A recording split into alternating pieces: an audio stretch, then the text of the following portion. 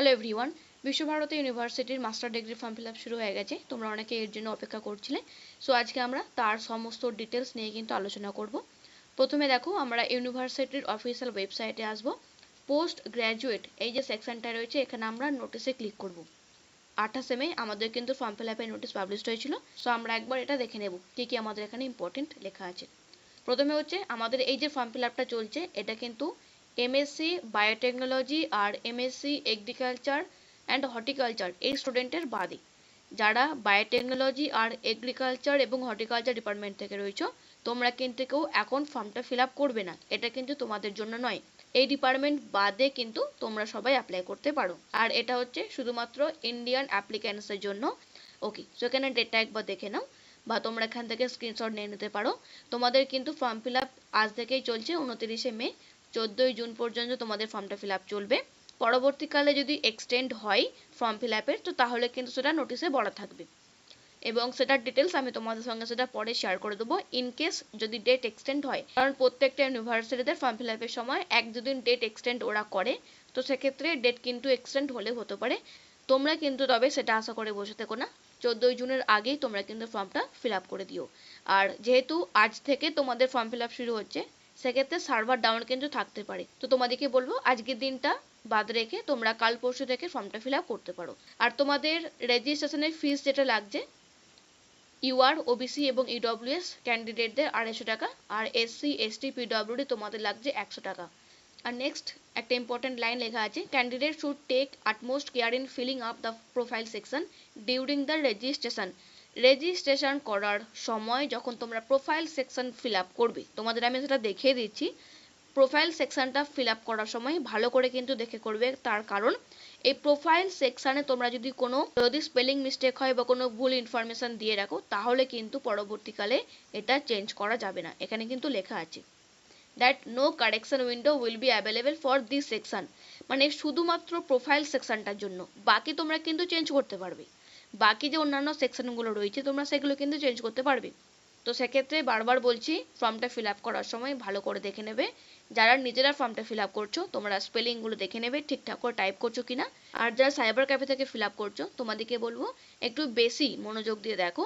তার কারণ সাইবার ক্যাফেতে কি হয়, যে ফিল আপ করছে সে তার মতো একটা ফিল আপ করে দিল, ফাইনাল সাবমিট করার আগে তোমাকে দেখালো যে এগুলো দেখো ঠিকঠাক আছে কিনা। তো তখন তোমার হয়তো চোখে কিছু পড়লো না, প্রিন্ট বের করার পর তখন তুমি দেখছো যে আমার এই জায়গাটা ভুল হয়ে গেছে। সো তখন কিন্তু তোমাকে আবার নতুন করে ফিল করতে হবে। তো সেক্ষেত্রে ফর্মটা ফাইনাল সাবমিট করার আগে অন্তত দুবার তোমরা দেখে নিও।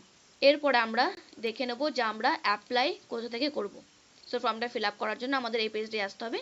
সো এরপর আমরা 3 নম্বর সেকশন, অ্যাপ্লাই আফটার সিউইটি, তো এই সেকশনটি আমরা ক্লিক করব। সো এইটা হচ্ছে আমাদের রেজিস্ট্রেশনের পেজ। নিউ রেজিস্ট্রেশন আমরা ক্লিক করব।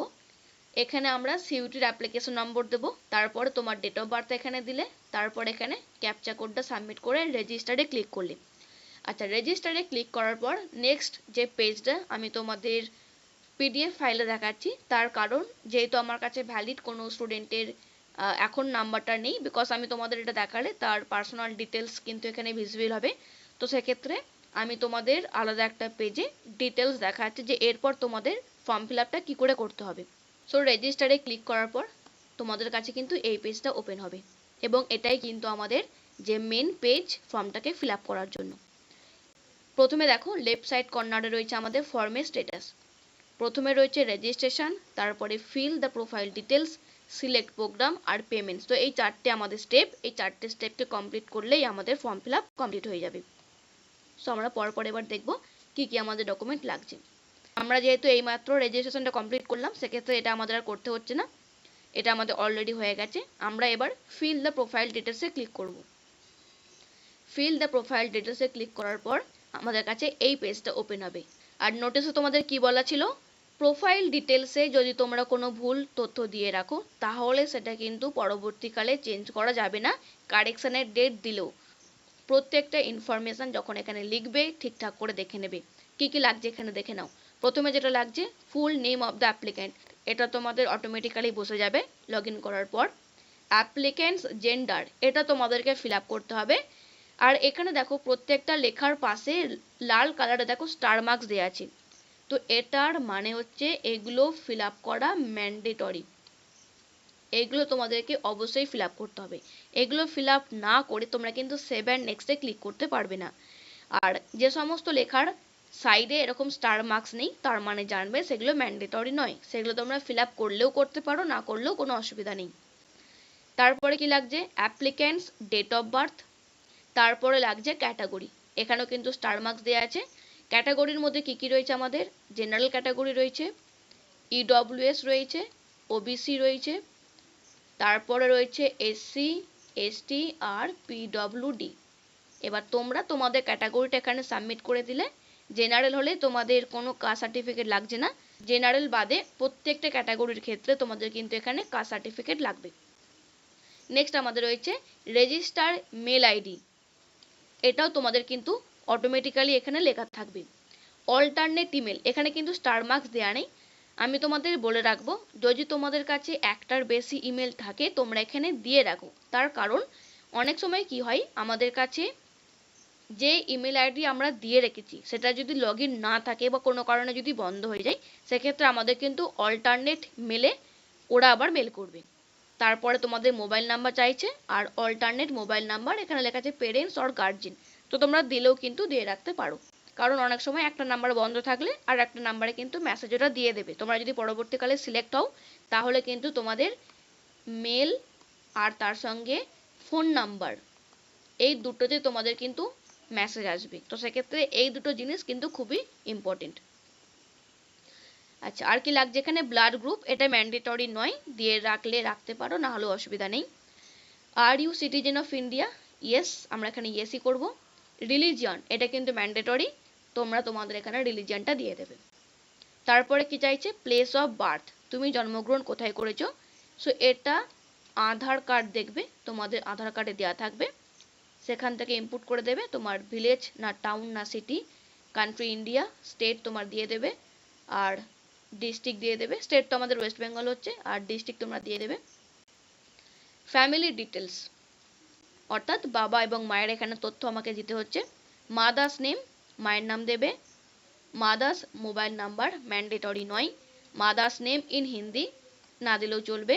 অকুপেশন না দিলেও চলবে, নান করে যেতে পারো অথবা হোম মেকার করে যেতে পারো। আর কারোর মা যদি কোনো জব করে তাহলে তোমরা এখানে সেই জবটা লিখে যেতে পারো। কোয়ালিফিকেশান, অফিস অ্যাড্রেস, ডেজিগনেশন আর স্যালারি, এগুলো কিন্তু ম্যান্ডেটরি নয়, দিলেও দিতে পারো, না দিলেও অসুবিধা নেই। তারপরে ফাদার্স নেম, এটা হচ্ছে ম্যান্ডেটরি, বাকি আর কিচ্ছু ম্যান্ডেটরি নয়, তোমরা দিলে দিতে পারো, না দিলে কোনো অসুবিধা নেই।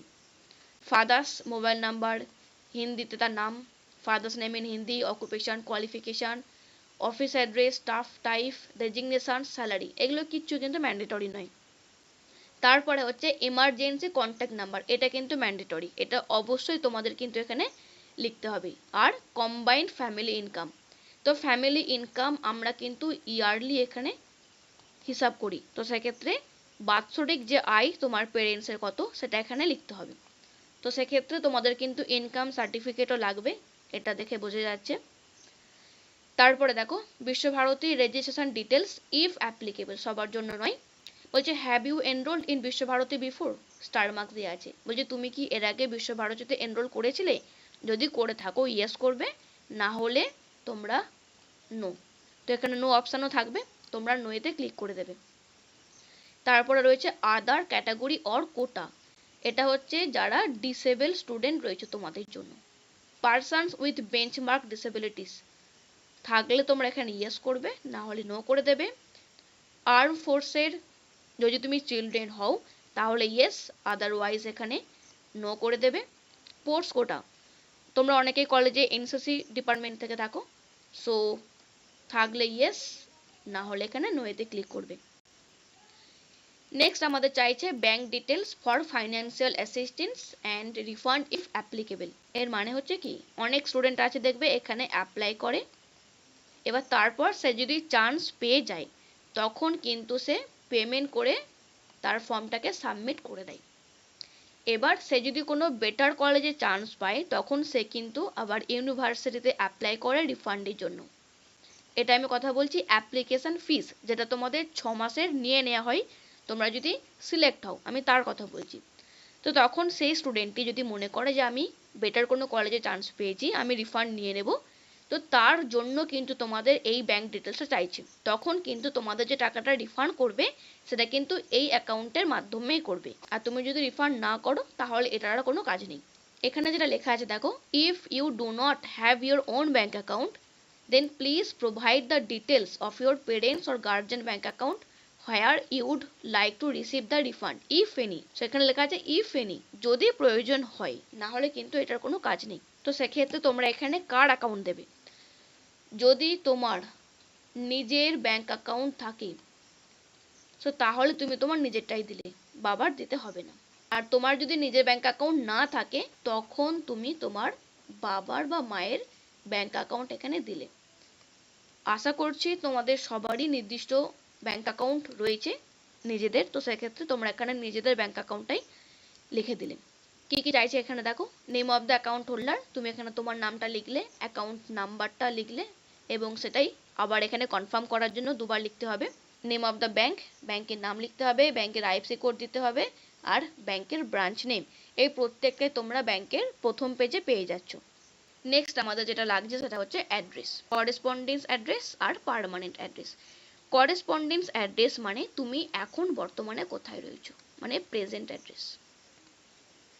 তোমার ডিস্ট্রিক্ট, কান্ট্রি, স্টেট, সিটি আর পিনকোড দিয়ে দিলে। তো এখন তুমি যেখানে রয়েছো সেটাই তোমার যদি পার্মানেন্ট অ্যাড্রেস হয় তাহলে এই বক্সটাতে ক্লিক করে দিলে। ক্লিক করে দিলে কি হলো, যেগুলো তোমরা এখানে ইনপুট করেছিলে সেইগুলো এখানে কিন্তু পেস্ট হয়ে যাবে। দিয়ে আমরা কি করব, সেভ অ্যান্ড নেক্সটে ক্লিক করব।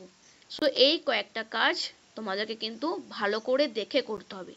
এখানে তোমরা যদি কোনো ডিটেলস ভুল দাও তাহলে কিন্তু তোমরা পরবর্তীকালে এটাকে আর ঠিক করতে পারবে না, মানে কারেক্ট করতে পারবে না, কারেকশন ডেট যতই দিক না কেন। তো সেক্ষেত্রে বি কেয়ারফুল যখন তোমরা এগুলো ফিল আপ করবে। নেক্সট আমাদের 2 নম্বর সেকশনে কি ছিল, আদার ডিটেলস। এখানে কি কি লাগছে দেখে নাও। Do you have any illness which requires continuous or emergency medical attention. তোমার যদি এরকম কোনো ইলনেস মানে কোনো অসুখ তোমার যদি থাকে তাহলে ইয়েস করবে, না হলে এখানে বেস্ট নো করে দেবে। Do you have NSS certificate, yes থাকলে ইয়েস, আদারওয়াইজ এখানে নো করবে। Have you participated in any NSS camp, yes হলে ইয়েস, না হলে no. Are you a ward of university employees, মানে তোমার বাবা অথবা মা যদি বিশ্বভারতীতে কাজ করে তাহলে ইয়েস করবে, না হলে এখানে নো করে দেবে। তো বেশিরভাগ স্টুডেন্ট তোমাদের যদি এগুলো না হয় তোমরা এখানে প্রত্যেকটাতেই নো করে দেবে। তারপরে আছে আমাদের language section, proficiency, reading, writing আর স্পিকিং। প্রথমে যাচ্ছে ইংলিশ। তুমি যদি ইংলিশে রিডিং করতে পারো মানে পড়তে পারো ইংলিশটা তাহলে এখানে ক্লিক করে রাখবে। ইংলিশ তুমি যদি লিখতে পারো তাহলে ক্লিক করবে। ইংলিশ যদি বলতে পারো তাহলে এখানে ক্লিক করবে। যদি বলতে না পারো তাহলে এই বক্সে ক্লিক করার দরকার নেই। আবারও বলছি, এইগুলো দেখে তোমাদের কিন্তু মেরিট তৈরি হবে না, এটা একটা জেনারেল কোয়ারি, এগুলো প্রত্যেক বছর নেওয়া হয়। এইগুলোর ওপর কিন্তু মেরিট লিস্ট তৈরি হয় না যে তুমি ইংলিশ ভালো বলতে পারলে তবে তোমাকে বেশি ক্রেডিট দেওয়া হবে, এরকম কিন্তু কিচ্ছু নয়। তারপরে রয়েছে আমাদের হিন্দি, রিডিং, রাইটিং, স্পিকিং। যদি বলতে পারো তাহলে রিডিংয়ে ক্লিক করবে, যদি লিখতে পারো তাহলে ক্লিক করবে, নাহলে এগুলো কিছু ফিল করা দরকার নেই। আদার ল্যাঙ্গুয়েজ, ইংলিশ আর হিন্দি বাদে তোমরা যদি অন্য কোনো ল্যাঙ্গুয়েজে লিখতে, বলতে বা পড়তে পারো তাহলে এখানে লিখে রাখবে। তো আমি এখানে বেঙ্গলিটা লিখে দেব। বেঙ্গলিতে রিডিং, রাইটিং আর স্পিকিং তিনটাতে আমি ক্লিক করে দেব। বেঙ্গলি বাদে তোমরা কেউ যদি ওড়িশা থেকে বিলং করো তো তাহলে তোমরা এখানে ওড়িশা বা ওডিসি ল্যাঙ্গুয়েজ লিখবে, অথবা তোমরা কেউ যদি আসাম থেকে বিলং করো তোমরা এখানে আসামি সাবজেক্ট লিখতে পারো। তো তোমরা তোমাদের মাদার টাংটা এখানে ইনক্লুড করতে পারো, যেহেতু এখানে শুধুমাত্র ইংলিশ আর হিন্দি মেনশন করা আছে, বাকিগুলো নেই।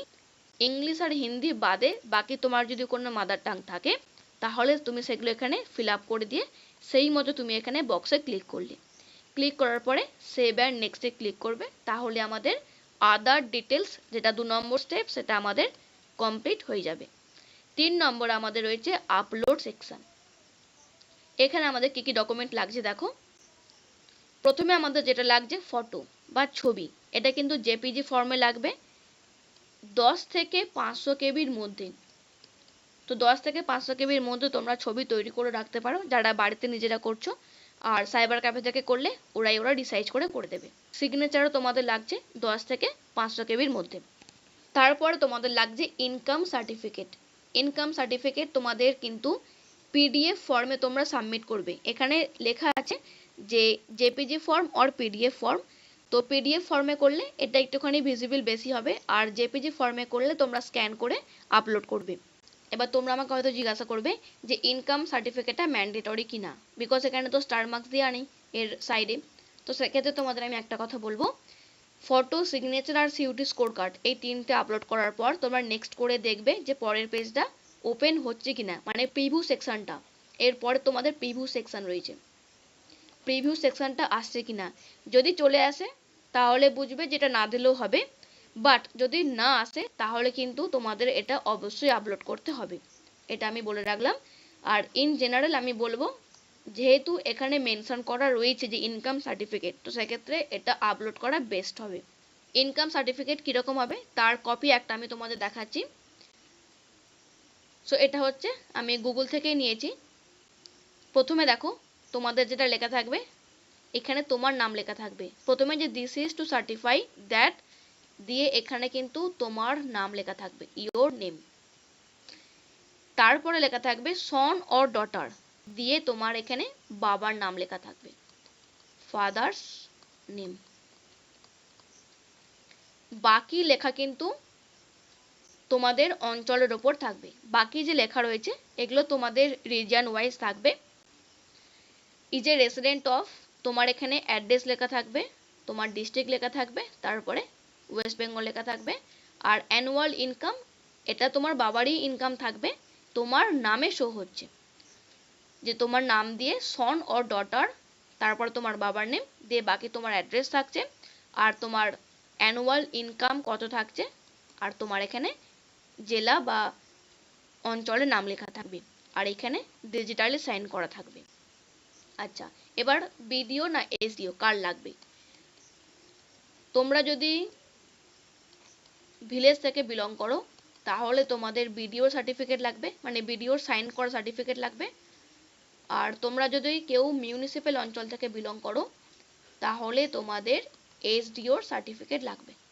আশা করি জিনিসটা বুঝতে পারলে, এরপর কোনো কোয়ারি থাকার কথা নয়, বাট তাও তোমরা যদি বুঝতে না পারো তখন সেটা তোমরা স্টাডি গ্রুপে মেসেজ করে দেবে। আশা করি বুঝতে পারলে। তো এই ছিল আমাদের লাস্ট। সো এই পেজটার পরেই আমাদের প্রিভিউ সেকশন আসবে, যেখানে আমাদের সমস্ত ডিটেলস লেখা থাকবে।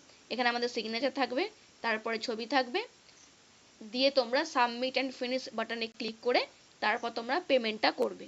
পেমেন্ট করার পরে তোমাদের কাছে পেমেন্টের রিসিভ কপি চলে আসবে, সেটা তোমরা পিডিএফ ভার্সনে ডাউনলোড করে রেখে দেবে। সো আশা করি তোমাদের আমি ওভারঅল জিনিসটা বোঝাতে পারলাম। ফর্মটা ফিল আপ করার সময় তোমরা যদি কোনো প্রবলেম ফেস করো তাহলে সেটা আমাকে তোমরা স্টাডি গ্রুপে জিজ্ঞাসা করে নেবে। এরপর তোমাদের প্রভিশনাল মেরিট লিস্ট পাবলিশড হবে এই ফর্মটা ফিল আপ হওয়ার পরে, প্রভিশনাল মেরিট লিস্ট। সো তখন তোমাদের সঙ্গে সেটা আমি শেয়ার করে দেব। এবং তারপর আমাদের রয়েছে কাউন্সিলিং নোটিশ। ওকে, সো এগুলো আমরা এই চ্যানেলেই দেবো, তো সেক্ষেত্রে তোমরা চ্যানেলটাকে সাবস্ক্রাইব করে রাখতে পারো। আর অবশ্যই এই ভিডিওটা তোমাদের বন্ধুদের সঙ্গে শেয়ার করে দাও। Thank you.